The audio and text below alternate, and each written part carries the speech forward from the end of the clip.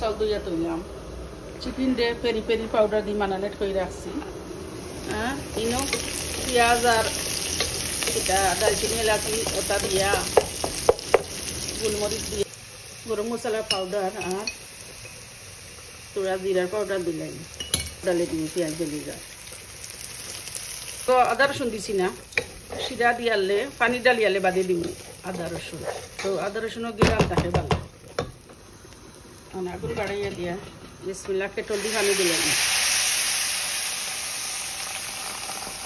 যে পানি খাইব বেশি চাউল বাড়ে এখন আমি লবণ দিব আন্দাজ মতো আর দিব বিসমিল্লাহ আদা রসুন দিলাম ধরো বড়াও এক চামচ দিলাম আর তোরা দিলাই বিসমিল্লাহ পোলাওর পানি ড্রাই হয়ে গেছে এখন তোরা নিজের আতর বানাই গি ওলা মাছ বানা দিলাম